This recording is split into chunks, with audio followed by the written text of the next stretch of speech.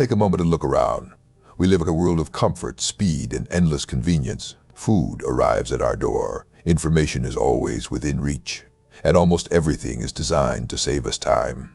And yet, many people feel more stressed, more tired, and more overwhelmed than ever before. This isn't because we're failing, and it's not because we're doing something wrong. It's because modern life changed faster than the human mind ever could. In this video, we'll explore why today's world feels so intense, why stress has become constant instead of temporary, and what that says about the way we live now. Let's begin. Act 1. Our brains are still ancient and old. To understand why modern life feels so stressful, we need to start much further back in time. Long before cities, phones, or schedules existed, for most of human history, life was simple but not easy. Our ancestors lived in a world of immediate dangers. A loud noise in the bushes could mean a predator. A sudden movement could mean a real physical threat. In those moments, the brain would switch into survival mode. Heart rate increased, muscles tensed, attention narrowed. This stress response was designed to be powerful, but short-lived. Once the danger passed, the body returned to calm. Stress had a clear beginning and a clear end, but the world we live in now works very differently. Today, most threats aren't physical, they're psychological. An unread message, a deadline, a notification, a bill, a comparison we didn't ask for. None of these things can hurt us directly, but the brain doesn't know that. To your nervous system, uncertainty feels a lot like danger. The same system that once protected us from predators is now activated by emails and expectations. And unlike the past, there is rarely a moment where everything feels resolved. Tasks lead to more tasks. Messages lead to more messages. One obligation quietly turns into the next. The problem isn't that this system is broken. The problem is that it was never designed to turn on dozens of times a day and never fully turn off. This is why modern stress feels different. It's quieter, more constant. It follows us home. It sits with us at night. It lingers even when nothing is happening. There's no clear moment where the danger ends, no signal that says you're safe now. Instead, the mind stays alert, always ready, always scanning, always slightly tense. Over time, that constant alertness drains energy, focus, and patience. So when you feel tired without knowing why, when small things feel overwhelming, when rest doesn't feel as restorative as it used to, it doesn't mean you're weak. It means your ancient brain is trying to survive in a world it was never built for. Act 2. The age of constant stimulation. The world we live in today is never quiet. Even when nothing is happening, something is always demanding our attention. A vibration in your pocket, a screen lighting up, a headline designed to pull you in. For most of human history, stimulation was rare. Silence was normal, boredom existed. Now, silence feels uncomfortable. The moment there's a pause, we fill it. We scroll, we check, we refresh. Not because we need to, but because our minds have learned to expect constant input. Modern life surrounds us with information, more than any human mind was ever meant to process. News from across the planet, opinions from millions of strangers, images of lives that look better, happier, more successful than our own, all arriving at the same time. The brain doesn't know how to ignore this. It tries to take everything in. Every notification is treated as important. Every update feels relevant. Every alert suggests that something needs our attention right now. But attention is not infinite. When it's pulled in too many directions, focus weakens, patience fades, rest becomes shallow. Instead of moments of engagement followed by rest, we live in a state of constant partial attention, never fully focused, never fully relaxed. Even when we're doing nothing, our minds are busy. And over time, this constant stimulation creates a quiet form of stress. Not the kind that feels intense in a single moment, but the kind that slowly wears you down. The mind was never designed to be on all the time, yet modern life rarely gives it permission to switch off, and without realizing it, we carry that noise with us everywhere we go.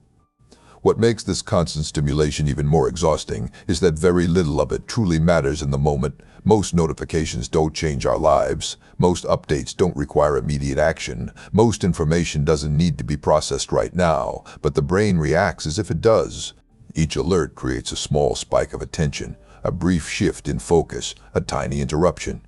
On its own, this doesn't seem like much. But over the course of a day, those small interruptions add up. Focus is broken again and again. Thoughts never fully settle. The mind is constantly pulled away from the present moment. Instead of deep concentration, we move between fragments, a message here, a headline there, a quick check that turns into several minutes. And without noticing, mental energy drains away. This is why it can feel difficult to concentrate, even on things we care about. The mind isn't weak, it's overloaded. Rest used to mean disengaging from the world. Now, even rest is filled with input, music, videos, scrolling before sleep. The brain never receives a clear signal that it can stop paying attention. And when stimulation never ends, stress doesn't come from intensity, it comes from accumulation. 1,000 small demands, none of them dangerous, but all of them asking something from you.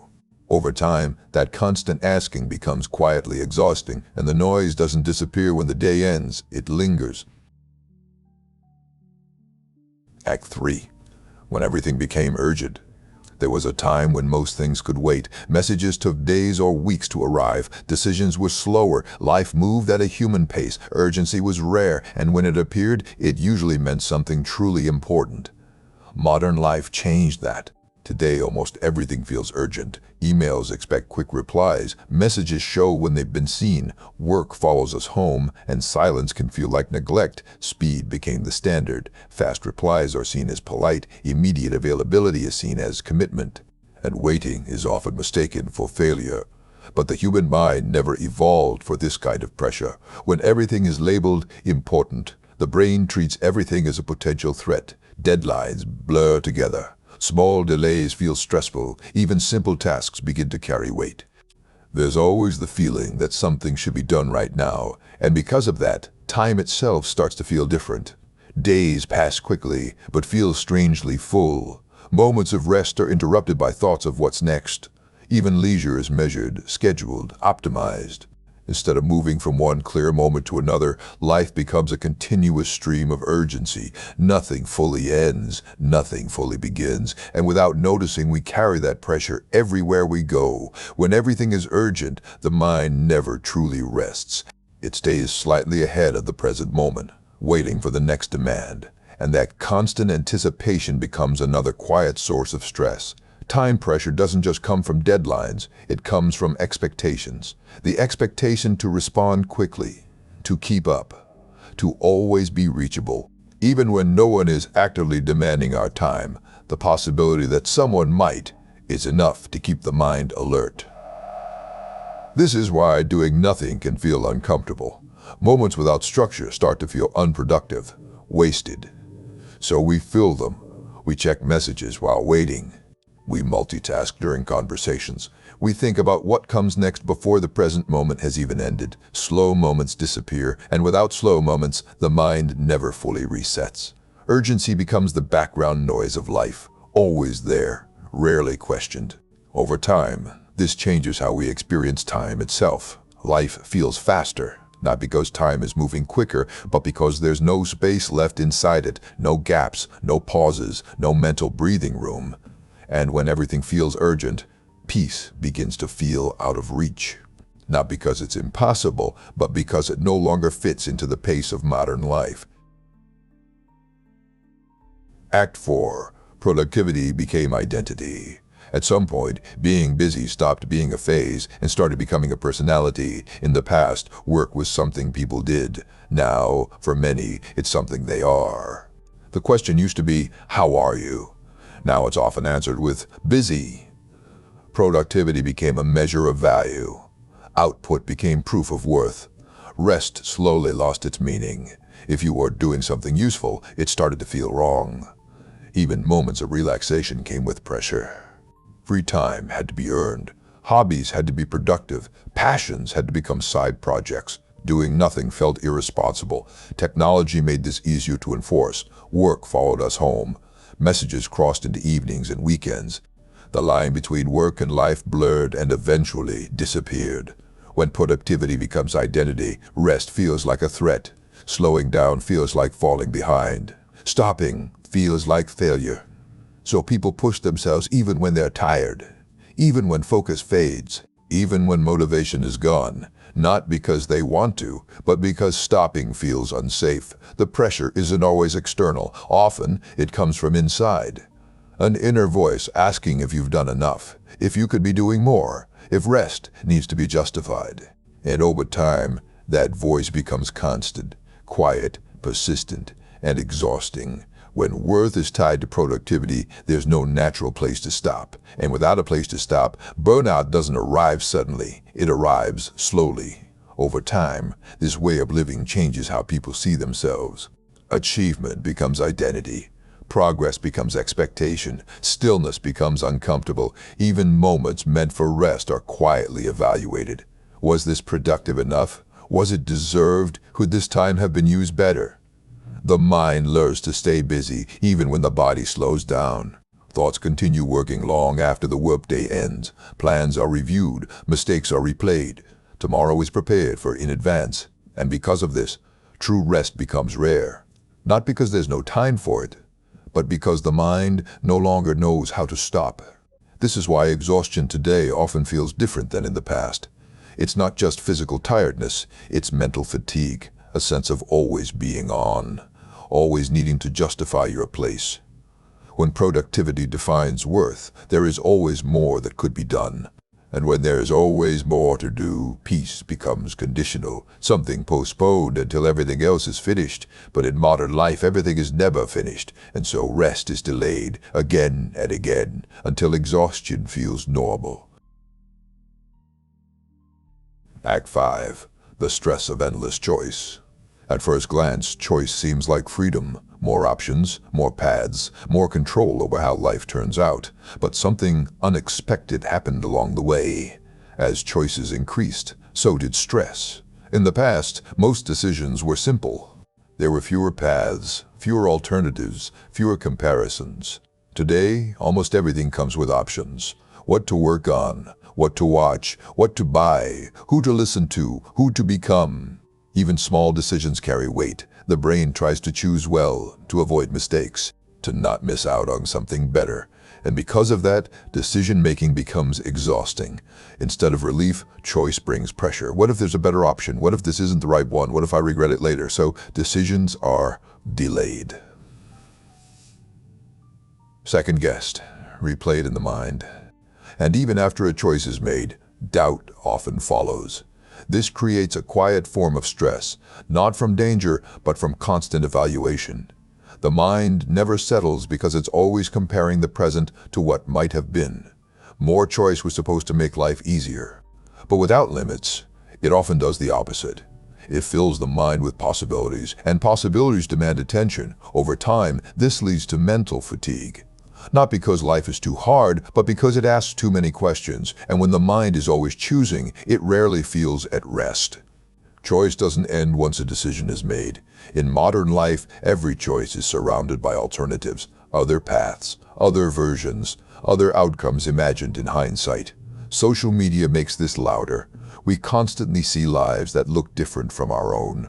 Different careers, different lifestyles, different definitions of success. And without meaning to, the mind begins to compare, not just between products or options, but between people. Am I choosing the right life? Am I moving fast enough? Did I take the wrong turn? These questions rarely have clear answers, so the mind keeps returning to them. Even good decisions can feel uncertain when they're constantly measured against everything else that exists. This is why satisfaction can feel temporary. There's always another option waiting in the background. Another possibility whispering, maybe this could have been better. And when contentment depends on certainty, it becomes fragile. The brain wasn't designed to evaluate endless possibilities. It was designed to choose, then move on. But modern life rarely lets us move on. Instead, it keeps every door open, and when every door stays open, the mind never fully steps through any of them. That lingering indecision becomes another quiet source of stress, one that doesn't shout, but never quite goes silent. Act 6. Why you're not the problem. After all of this, it's easy to turn inward, to assume that stress means something is wrong with you, that you're not organized enough, not disciplined enough, not resilient enough, but that isn't the truth. What you're experiencing is a natural response to an unnatural pace of life. The human nervous system was never designed to handle constant stimulation, endless urgency, unlimited choice, and uninterrupted productivity. Feeling overwhelmed doesn't mean you're failing. It means your system is reacting exactly as it should. Stress, in this context, is not a weakness. It's feedback, a signal that the environment is demanding more than the mind can comfortably give. In earlier times, stress had a clear purpose. It helped us survive immediate threats. Then it faded. Today, the threats are abstract. They don't end. So the stress doesn't either. This creates a quiet kind of suffering, one that's often invisible and therefore easy to blame on yourself. But when millions of people feel the same way, the problem isn't individual failure. It's a system that never slows down. You are not broken for feeling tired. You are not weak for wanting rest. You are not failing because you need space. You are responding normally to a world that rarely pauses. Understanding this doesn't solve everything, but it changes something important. It replaces self-blame with clarity. And clarity is where relief begins. Once you stop seeing stress as a personal failure, something shifts. The pressure to constantly fix yourself begins to loosen. Instead of asking, "What's wrong with me?" the question becomes, "What am I being asked to carry?" This changes how you relate to exhaustion. Tiredness stops feeling like a flaw and starts feeling like information, a sign that something needs adjusting, not forcing. Modern life often tells us to push through discomfort, to optimize, to endure. But the body and mind don't respond well to constant pressure. They respond to safety, to rhythm, to pause. Recognizing that you're not the problem creates permission. Permission to slow down without guilt. Permission to rest without justification. Permission to set limits in a world that rarely sets any for you. This doesn't mean giving up. It means responding wisely. Choosing where energy goes. Letting some demands pass unanswered.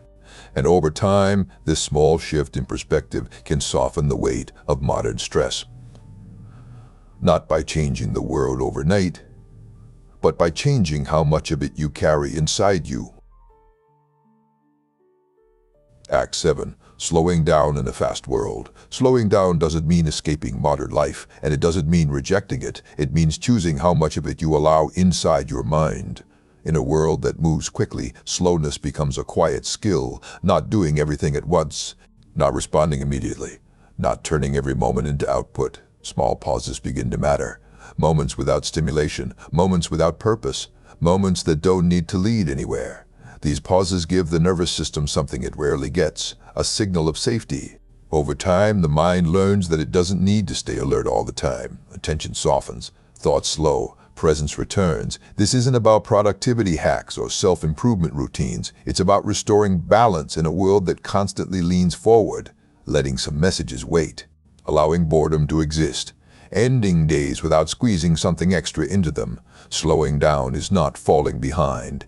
It's remembering that life is experienced in moments, not optimized in spreadsheets.